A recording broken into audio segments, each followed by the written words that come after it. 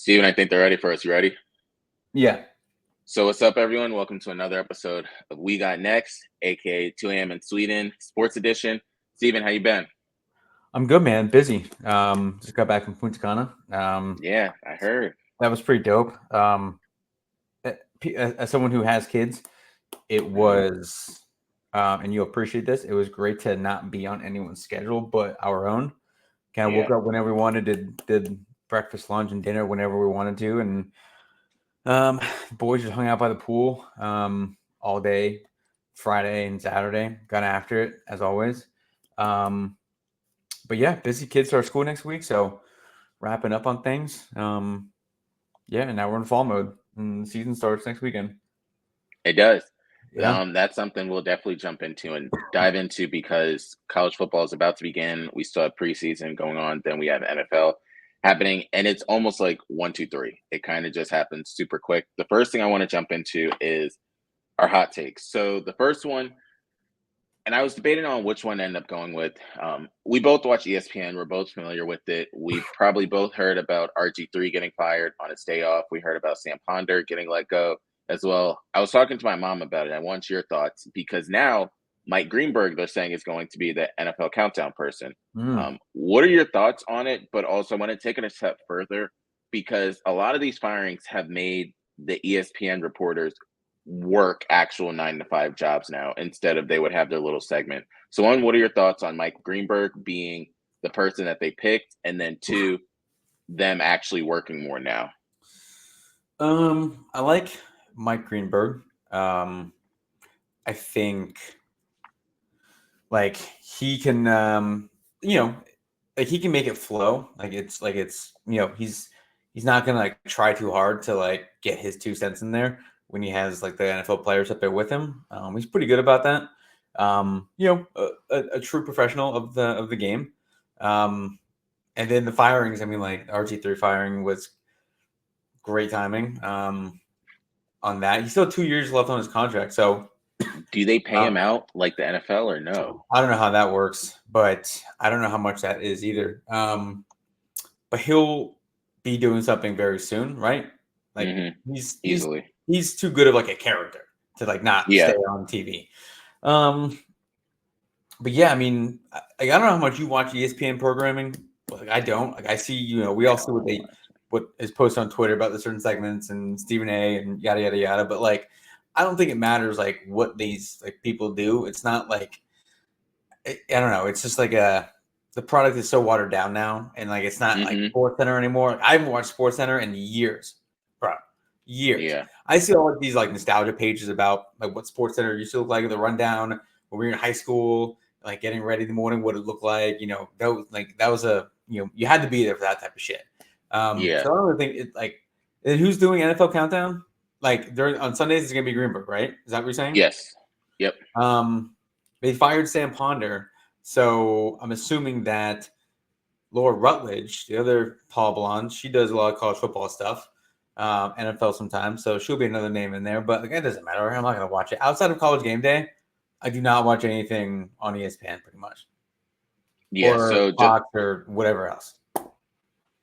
just to kind of give everyone a heads up as to who the lineup is for NFL Countdown. Of course, it's going to be Mike Greenberg. Then Randy Moss is still there. Teddy Bruschi is still there. Rex Ryan and Alex Smith. Then, of course, the insider is Adam Schefter.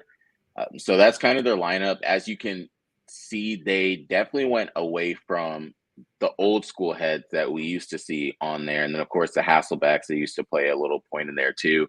And they kind of made it focus of NFL players that kind of just left or have rings or something. Of course, Randy Moss, he easily has a spot wherever he ends up going. Teddy Bruschi, he was a part of all those years in New England. Rex Ryan, he's one of the better defensive coordinators. So he has the knowledge of it. And then, of course, his personality, they want to keep him there. Alex Smith, I really think the NFL said, yo, we got to give him a job somewhere just because of the shit that he had to go through on there. But that's kind of it. And then, of course, Greenberg. But the big thing is in 2027, ESPN and ABC will host the Super Bowl. So, Ooh. they're trying to figure out who's going to be that Mhm. lineup for the Super Bowl, too. Because that matters. Like Easily. that's a big deal. Yep. That's a big deal. So that's kind of the first thing I wanted to talk about. The other part I wanted to bring up was Skylar Diggins. So did you see Yeah. what Skylar Diggins did to Mhm. Caitlin Clark? And also, what are your thoughts on the way Caitlin Clark is now starting to take over the WNBA in this way? Okay. And you can give background context as to the Skylar Diggins thing. So, I'll get to that. Okay, so Skylar Diggins and who does she play for? The Fever. Skylar Diggins plays for the Storm. Right. The Fever and the Storm were playing the other night, 2 nights ago. Caitlin Clark was getting the crowd fired up and all this kind of good stuff. And there had been some jawing back and forth during the game, yada, yada, yada, as there is all the time with Caitlin Clark.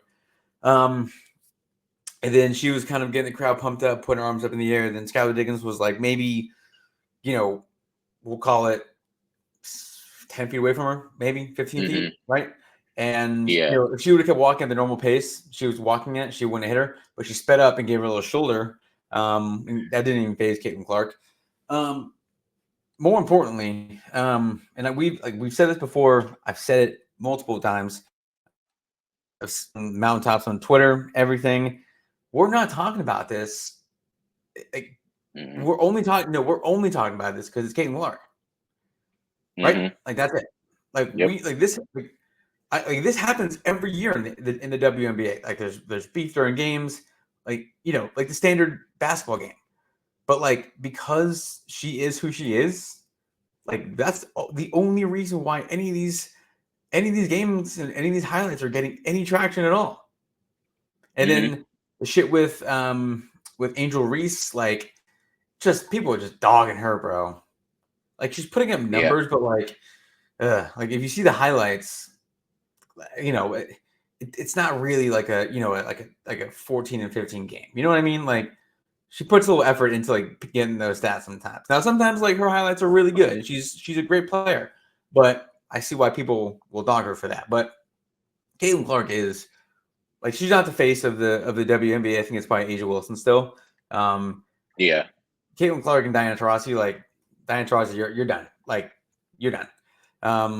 So, and I think I think you can go back to the Olympics.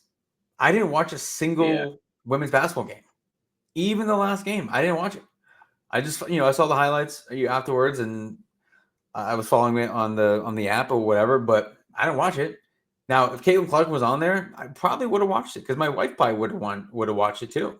She didn't give a shit without her, So they missed a big time on that one because that's a global stage. I know she'll be there in 2028, obviously, barring injury. But yeah, she's arguably one of the faces of the league for sure right now, and will be. They better hope she will be for the next 20 years.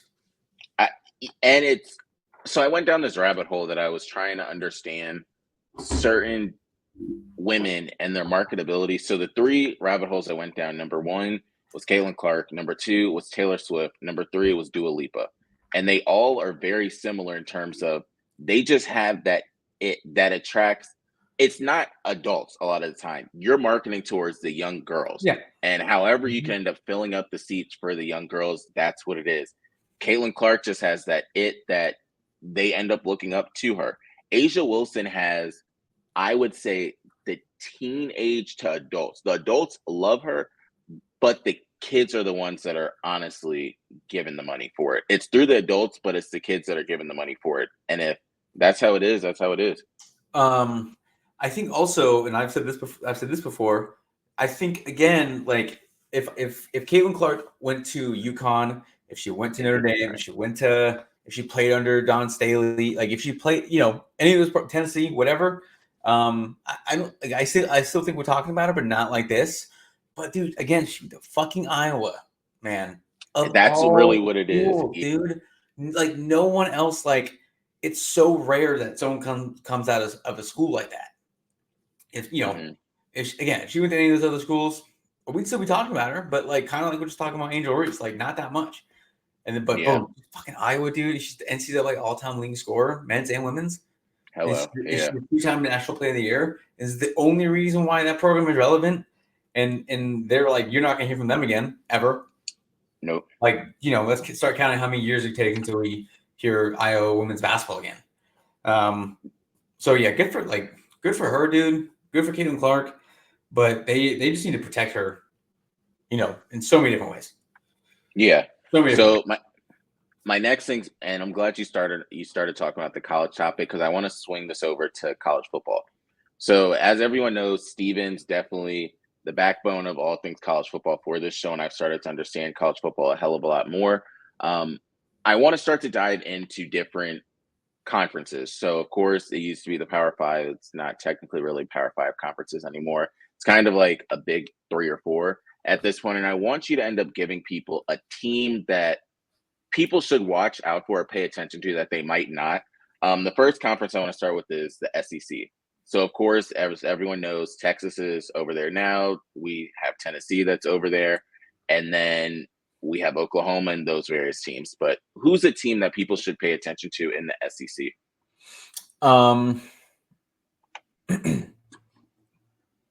You know, I'd love to say Tennessee, but I can't. I'm gonna say I'm just gonna be really surprised if anyone other than Georgia wins the ACC. I'll put it that way. I think like Texas has a chance because if Quinn Ewers goes off, then yeah. But they've also lost their 2 starting running backs, so that's gonna be really tough. Alabama going from Nick Saban to what's his name, Kalen Washington's DeBoer. coach. Yeah. Like that's a big change. Like I think they're Hell yeah. still going to win 10 games, but like that's not Alabama. Like that's not Alabama football. Alabama football is like you're in the top 4, you're winning the SEC. So, they might take a step back, even though a step back is going to be 10, 11 wins. LSU, I don't know. Losing Jaden Daniels is tough. They have a great defense though. Tennessee, the quarterback, this Nico kid, he can be a stud. Comes with a lot of flair, a lot of drama. They have a really dope recruiting class next year, but I think they'll still be in the conversation. They'll probably finish in the top 10, but I just can't see anyone beating Georgia. They're just too good. The only things that could happen would be if Jalen Milroe has another awesome season at Bama, but he's gonna need some help, or if Quinn Ewers goes off. But I trust Georgia winning it, more so than I trust those 2 things happening. So yeah, Nico's going to be something. He redshirt freshman out of Long Beach, so you can kind of guess a dude from California going to play for Tennessee. 2 totally different opposite sides of the spectrum. The next one that I want to talk about is we're getting close to you, the Big Ten.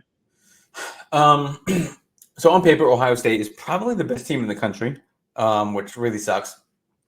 But I mean, they're loaded, and Will Howard was officially named the starting quarterback, kid from Kansas State. There's a ton of talent on both sides of the ball, which again really sucks. They have they're littered with first round draft picks, like first and second round picks. It's nuts.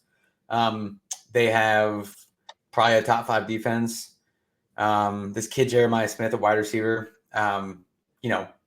He's probably gonna be he could be All-American this year for sure. Emeka Ibuka, this, oh god, it sucks, dude. Every year they have so much talent. But Oregon, Dylan Gabriel, he's in his 12th year. So we'll see. But they have a great team. This kid Evan Stewart, a wide receiver they got from Texas A&M. He's really nice. So they have really good defense too. But it's going to be Dylan Gabriel playing the Big Ten. I'm curious to see how these Pac-12 teams with no defense being played, how they compete in the Big Ten and make the trips out here. Same, I mean, vice versa for us going out there, but just the style of football is completely different. So, we'll see how that goes.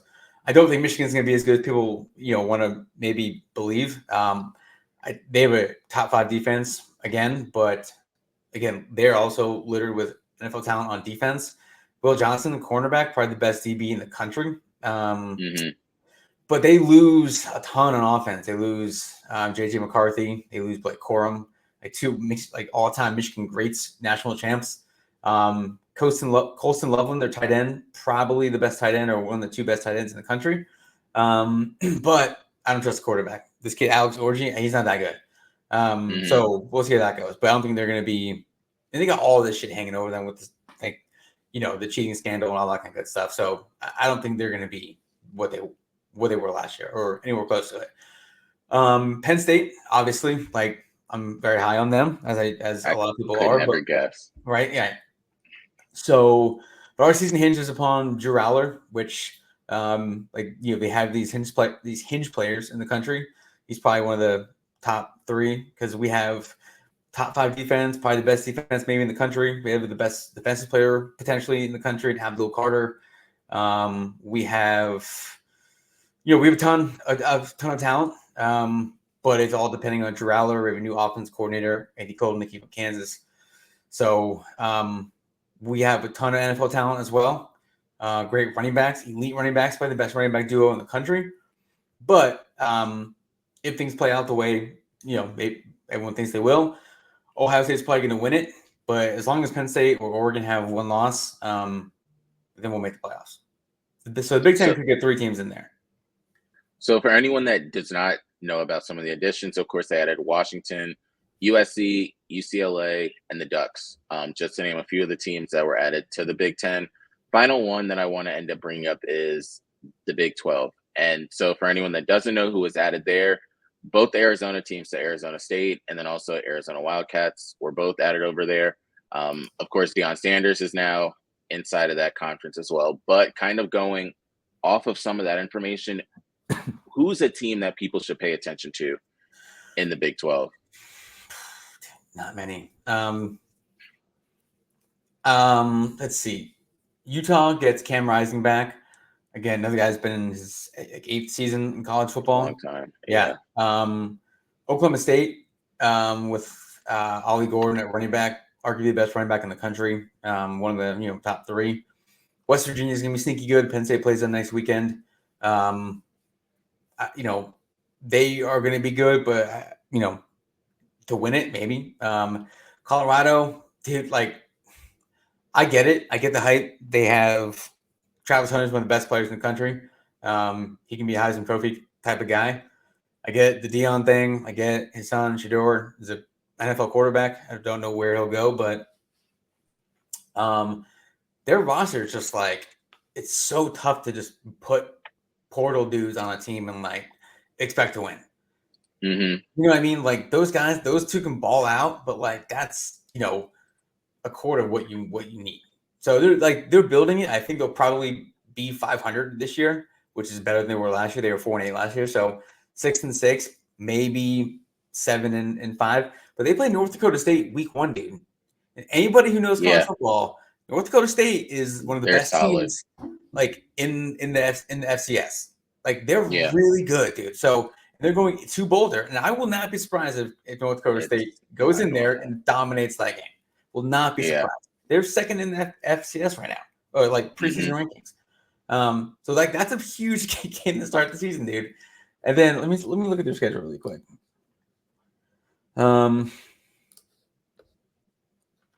They play. They can start off 0-2. They play North Dakota State and at Nebraska. And Nebraska's going to be way better this year than they were last year. That's a night game in Lincoln. So they can easily be 0-2 to start the season. They play Kansas State, Arizona. Arizona's supposed to be pretty solid. Utah, they play Kansas. So they play good teams, but I just don't think they're there yet. Not that I want them to fail. There's a misconception on Twitter that people think I want them to fail. I'm not a fan of the flair, and they're not that good. If they were good, fine, dude. Do whatever the fuck you want. I don't care, but they're not that good. So you can't start talking shit before the season starts and then lay an egg. This is only year 2. Yeah, what? This is only year 2 with them, isn't it? Oh yeah. But Shador's gone and Travis Hunter's gone after this season. And then what are you going to kind of do? So that's kind of the main thing I wanted to talk about. As usual, I have my series with Hayes of what's happening in college football season ticket stuff. So my latest one is I've been talking to some of the people at University of Georgia, trying to get a feel because I understand the whole donation aspect. And Georgia does it in a very interesting way. So for starters, the base for anyone's ticket is this year was $423. Where they get you is the donation fund and the NIL money. So to sit, essentially, we're going to be talking to God. You're going to pay $275 per seat donating to this fund. Is it taxable? If you have the right tax advisors, they can get it for you taxable, but not everybody's seat is going to be taxable if you don't know the tax laws. They have a new section actually in Sanford over there. It is the 1929 Club. So the 1929 Club is $7,500 a ticket. But then what they also said is, so you can end up potentially paying the $275 for a donation, but it's based off of how much lifetime you have donated that'll guarantee you a spot. So they said this is where sales tactic. They said this year the requirement was $5,000 or more lifetime in order for you to get a spot, to get a seat, and that's just for you to be in the nosebleeds. So they said you probably want to end up paying putting that much up. For starters, no. All you're going to get out of me is $525, and if that doesn't cut it, okay, maybe I'll push it to $600, but that's it. If you look at Georgia's schedule next year, that's partially the reason why they're going to increase season tickets for next year. And then I start to notice as these conferences start to become bigger, you're going to see the top teams play against each other during the regular season, and they can't afford to put all these different games inside of NFL stadiums or inside of famous different arenas and venues and stuff like that, because we know where the Cotton Bowl is played. One of Florida Gators games is going to be played at Everbank Stadium. We have the Mercedes-Benz Stadium that's going to be used as well. So you can't put everything in the NFL arenas and stadiums, so they have to go in the regular ones, which means you're going to increase it on the back end so that the alumni are the ones that are able to pay for it. But that's just the way around it so that they can then use this money then pay for the NILs. Not all schools are doing it. Only some schools do it. But you just have to pay attention to when they say, oh, how are they giving all this money for NIL towards XYZ quarterback? It's coming on the back end as to the people doing the season tickets will end up having to pay for it. So that's my 2 cents. Next week, I'll have something else because, every single week I have that. The other one I might tell you about is the Gamecocks because I was talking to them as well. Just trying to do research and understand everything for 2025 when I start to do my whole world traveling for college football and stuff like that. But so what I want to do is go over into the NFL now. So we have a couple of different things. Steven, I'll start this off because before we get into this stats or the standings or anything like that with the NFL and the tight ends, I want to talk about fantasy football. So before we even talk about fantasy football strategy, Steven is now going through the first person outside of 2 people at work that understand this situation. So as everyone knows, we've been doing a fantasy football league for a while. Believe it or not, I've actually been doing this current fantasy football league for 10 years now. If anyone does not realize with ESPN, they've changed some things during this past year. What they did is you essentially, in order to log into your fantasy football account or anything ESPN, you have to log into your Disney account. And that kind of does everything. Well, your boy does not have Hulu and all that shit. And then even when he did have that, he was using his ODU email account. So ODU has since switched in the past 2 to 3 years from Gmail to Outlook, which means all Gmail stuff is wiped clean. Now, the second part to that is if you're logging in to your account, you can't no longer log in with the username. You have to do your email address, password, cool, whatever, that's fine. But I can't log into the account because it's with that account, but yet I'm the league manager. So remember these parts because these all play a factor. And mind you, I've told nobody in the league yet about this story until Steven. So I reached out last week to ESPN saying, yo, I can't get into my account. Is there any way you guys can help me with any of this information? And they said, and I told them I was the league manager. They said, well, what you need to do is reach out to the league manager and let them know to send you an invite. So I told them, so you want me to reach out to myself because I'm the league manager. I can't do anything. So they were like, well, you can send us the league ID and a hyperlink, or you can reach out to someone else in the league that can send you an invite that has league manager status. Nobody has it but me. On top of that, how does someone know the league ID number for the league that they're in unless they're inside of the account? So I told them last week, I don't have time to do this. So we ended up going to this week. Today, I messaged them all the information, emailed it to them, sent them like a sonnet, like a long-ass essay, explained to them the whole situation, told them, hey, I'm the league manager. I cannot get into my account. What did they proceed to say? Make sure you reach out to the league manager and they can send you a link and then we can help add you into the league. I told them I'm the league manager. So what I ended up doing is I said, forget it. I'm just going to send them all the information they want, created a new account, but shout out to this goddamn MacBook and me not updating shit. Because this MacBook takes everything that was on your iPhone and just brings it to your MacBook. Because your boy is able to get into the league on his MacBook. I just can't change the account. I can't do any of the in-depth stuff. I can't add somebody. But what I can do is I reactivated the league today, and then I was able to end up just taking that side. So I'm going to have a new account, and it's just going to be 2 managers under my one account so that I can do this. But ESPN is very unhelpful for them to be able to look on the back end at your account, but they can't switch the account stuff. All I'm going to say is I'm so glad I don't have to handle that. I do not have the time to deal with that. I just don't. Like, I'm not. No. Okay, and I've never like been the league manager. Never wanted to be. Like, never aspired to be that. Like, no, never catch me doing that shit ever. Like, that just sounds so. I would be so angry. I would throw my fucking keyboard. And I was telling one of my coworkers, I said, I told them twice about it, and they kept saying to tell your league manager. And then he's looking like, you're the league manager. What are you gonna? I'm like, no shit, I can't. I'm telling them everything. I'm looking at everything. So now I just don't want to tell them I have access on my computer and I just need access on my phone. Because ESPN has the ability on their side to be like, let me just log this person out of everything on every device. So we're just going to keep it a secret. And I brought that up because we're about to start talking about our top 10 tight ends.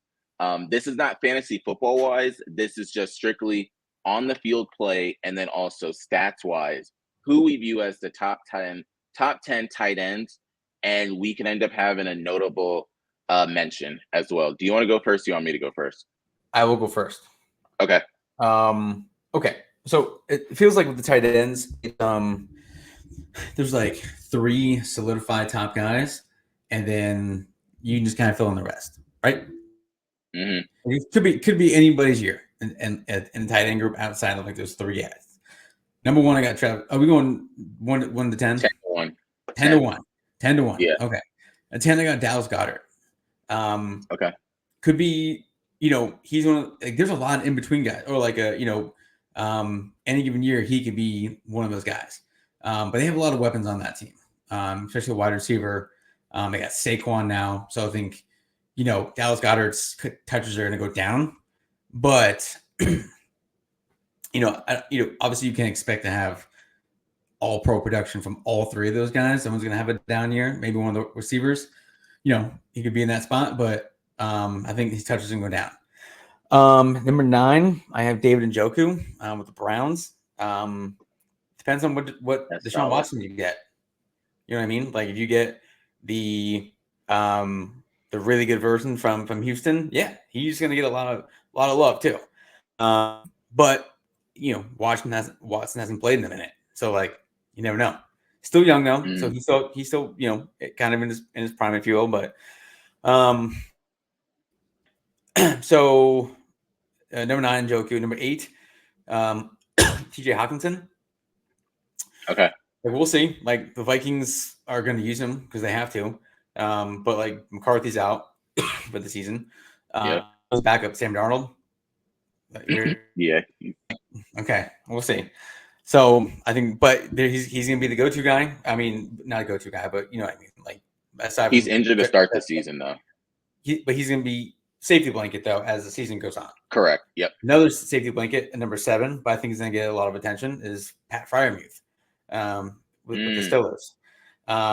I think that George Pickens is going to be the guy, but I think Freiermuth, if healthy, is going to be a really good second option.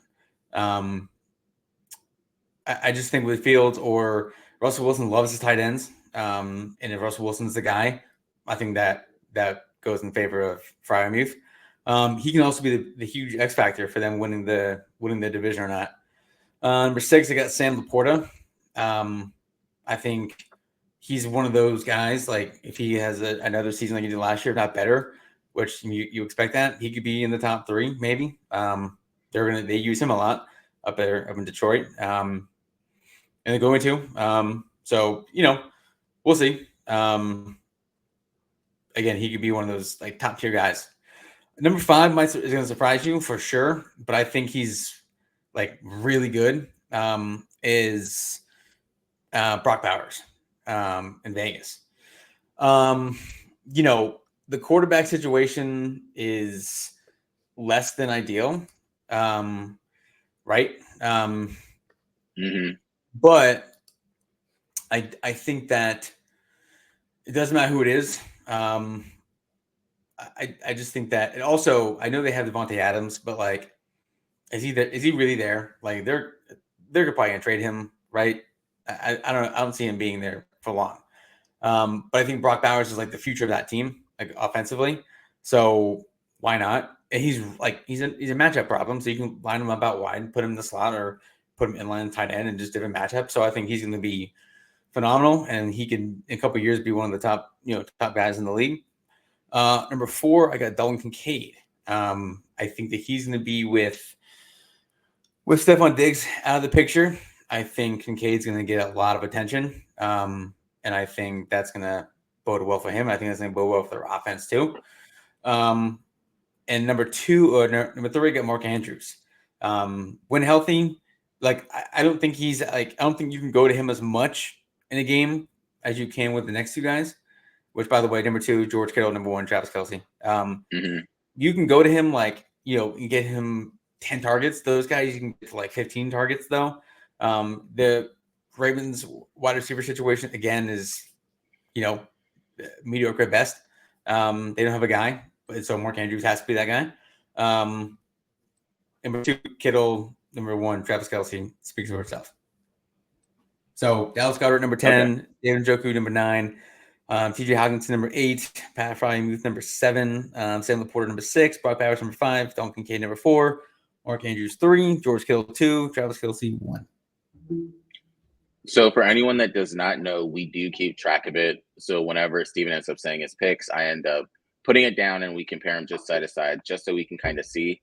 For starters, we do have 2 that match up exactly the same.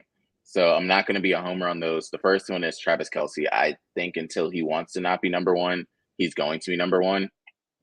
And then number 9, we have the same. But so my number 10, and we kind of just focus on different aspects. Number 10, I have Brock Bowers. And part of it is I have not seen him in the league yet, which he can probably move up this list. The other part is he can be super talented. And if Gardner Minshew and Aiden O'Connell can't give him the ball, he's not even going to be able to go anywhere with that. So that's kind of the first thing. Yeah. Let's just say they're going to get a quarterback next year in the draft. That it should be that simple and easy. Number 9, David Njoku, same exact thing Steven said, so I don't need to go into that. Number 8, and this is a safety blanket and the number 2 option, Jake Ferguson. And so Jake Ferguson in Dallas, just because CeeDee Lamb was, of course, number 1. Jake Ferguson is probably going to be number 2. Last year, Dak did have over 36 touchdowns. Well, he had 36 touchdowns. A good amount of those are going to go to Jake Ferguson in the next year again. Number 7, although I hate this team so much, and I always say fuck the Jaguars, I'm going with Evan Ingram. Wow, I thought about that. I thought about him. So my only thing with this is, and I'm doing it from a solely just a blanket for the quarterback, is there's 3 wide receivers that are there. You have Christian Kirk that's there. You have Brian Thomas that's there, and you have Gabe Davis that's also there. So that is kind of tough. And then you also have on top of that Evan Ingram. So the safety blanket will end up being Evan Ingram in those situations if everyone decides to go downfield. Of course, some people are going to injured. Some are new to the league, new to the team. So we'll figure that out. Number 6, and this is where it starts to surprise some people, Trey McBride. And I'm saying Trey McBride because it's really only going to be Trey McBride and then also Marvin Harrison Jr. So between those 2, I could see Trey McBride just getting some of those throws. If you look to what happened last year, I can see it regressing, of course, because you have MHJ that's there. But I feel as though Trey McBride will play a part as well. Number 5, Dalton Kincaid. It speaks for itself. Stephon Diggs is gone.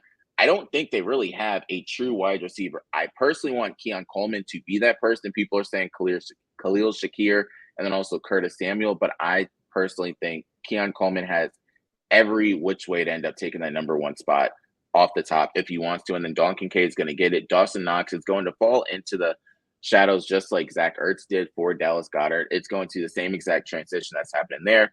Number 4, I have George Kittle, and it's only because we have different views on this number 3 person.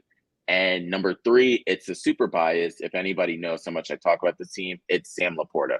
And Sam Laporta just had a stellar season last It's year, very fair. but also, yeah, they did good. Jared Goff's going to continue to get better. They talk so much about Amon-Ra St. Brown, but I personally would lean more on Sam Laporta. You know Sam Laporta is going to get those touches. Amon-Ra St. Brown, one of those injuries, and then good night. Sam Laporta can have that too, yes, but you can kind of end up replacing that wide receiver position. You have Jameis Williams that's there, of course, whenever he wants to take that over. Number 2, you can't go wrong with this one. So our little switch. Number 2 is Mark Andrews. Mark Andrews, George Kittle. You can't ever go wrong with any You're a of big Mark those. Andrews guy. Yeah, that's a super big thing for me. Mark Andrews, as long as he's healthy, he's always going to be the number 1 in the DMV area. I'm not talking about just in Baltimore. He's going to be the number 1 for Baltimore, the number 1 for Washington. Any which way you put it, he's the number 1 option that's going to be around. Number 1, Travis Kelce. Don't really have much to end up saying there because that's easy to end up doing. Again, you cannot argue it. Even if we're talking fantasy football, he's the only one that people are going to draft late first round, early second round. He's the only one anywhere that is going to get that amount of yardage, whether he's hurt or not. He was injured a game or two, and he still ended up doing this. They pulled back on him so that they could save him for the playoffs, and he still did that. But that's it for this week. Next time, we'll end up going into the receivers. We're probably going to make that a 2-parter again, like we did last year, just because you can't make it only 10 wide receivers. There's almost 20 that you kind of have to look in, but we'll kind of cut it to 15. The next 2 minutes, I do want to say for Steven, though. So, Steven, it's called Question Time with Steven.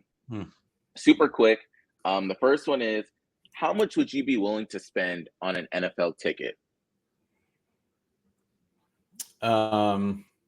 Like, what is the most you would pay? And I'm saying this because I had a discussion with my friends today.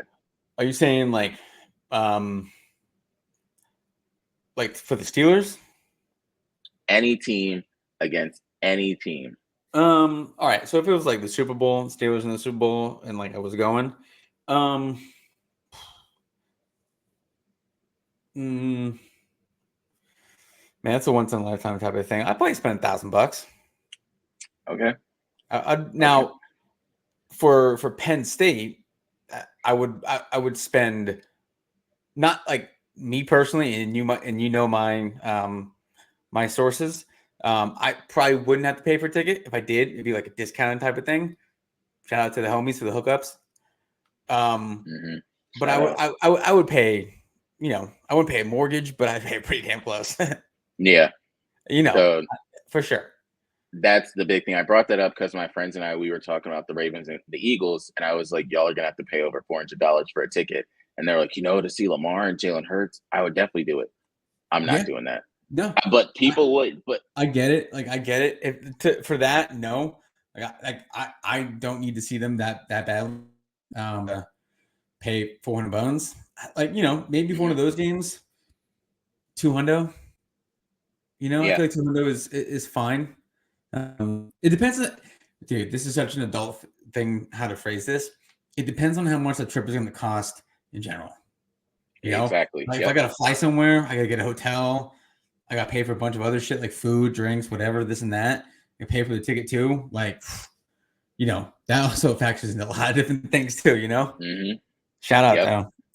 Shout out. So the next one for you is, what is your favorite ticket exchange to use? So we have Vivid Seats, we have Ticketmaster, SeatGeek, StubHub. Of course, colleges have their own that they end up using. Honestly, I don't think I have one. I think I've never had I know people who have had horrific experiences with them. Knock on wood, I've never had an issue with any of those ticket places. And I only use them for Penn State games, and I'm not buying a ton. It's pretty easy. I mean, I guess probably Vivid Seats or StubHub. Probably the two ones. I think Vivid Seats I would say I use the most, but I have no personal preference.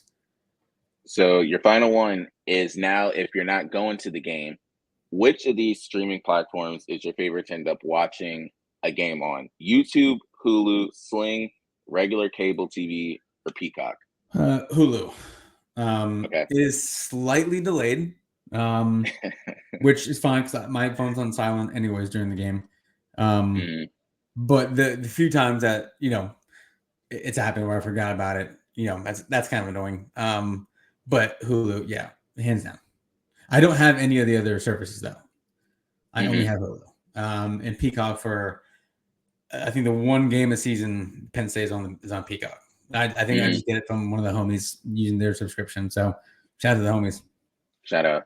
So that's Steven off the hot seat. Steven, closing it up. What you got for everyone?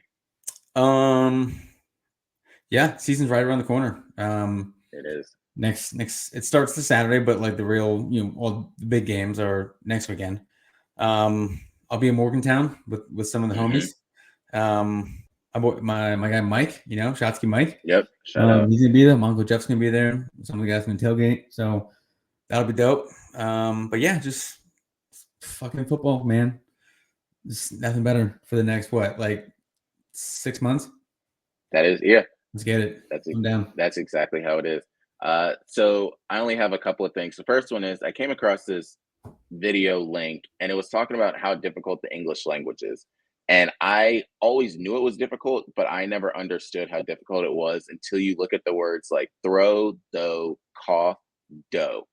And they all have the same wording in the middle, but yet they're all pronounced differently. So dude, you know how my daughters asked me about that. And she was like spelling one day. Yeah. One night she spelled should, SHOOD. Right? And I said that, and I said that's not right. She's like, why? I was like, I don't know.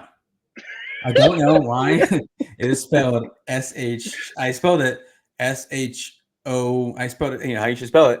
And she's like, that's not how you spell it. I was like, dude, I know. Trust me, everybody knows this. Everybody knows that this is wrong. And then she spelled wood, and I was like, that's right, but you can also spell it like this. She's like, no. I was like, yeah. Like, that's fine, dude. Like, I don't really care. Like you can spell however you want to, because like that's we all do. And like it's there. She's like, that doesn't make sense. I was like, I know, they don't have that anywhere else. Like, I know, man. We all have this problem. And sometimes you just like blank out and just forget which one to use. You ever done that? Like, I do. You're texting someone, and you're like, that's not how that's spelled, right? So you just like think of a different way to say it. You're like, no, I'm not even gonna worry about this. I don't want to be wrong, but I'm like, dude, I don't know, man. You're asking the wrong questions to the wrong people. Yes. My big one is two, because man, get you every time, dude. TO and TOO, because you can't say too much TO. That's very different than saying too much and you're having the number two. So it's a whole complicated thing. That's the first one. One and one. Like, what is that? How? Why? It's the same. And so anyone that knows me knows I do a lot of different things with Spanish. It's very different. It's not even this way at all. They make it so broken down so that you can't even have those issues. And then a lot of my coworkers now, they speak Swedish. They don't have the same thing either. They're asking me how to end up saying a word in English. And I'm like, we got like 3 words that are that same thing. And it'll be spelled 3 different ways as well. So annoying. So that's my first thing. The other one is, so 2 of my coworkers are still trying to figure out the show. So I can't ever use names with these stories, because the moment I use a name and then the AI algorithm accidentally allows them to figure out who we are in the show. But I have to say, shout out to my job. So next year in June, they're going to send everyone from my company plus their partner to Sweden for one of our different 50th anniversaries. So that's something that we might actually make 2 a.m. in Sweden with the special guest happen on a show like that. But yeah, that's, if anyone wondered why I came up with the 2 a.m. in Sweden, one time Steven and I were doing the show 2 a.m. Swedish time, but it was also 8 o'clock over here. So that's why we did it. But other than that, Steven, you got anything for anyone? No. Season starts next week. School starts next week. So back in the rhythm. Let's get it. So until next time, we out. Deuces.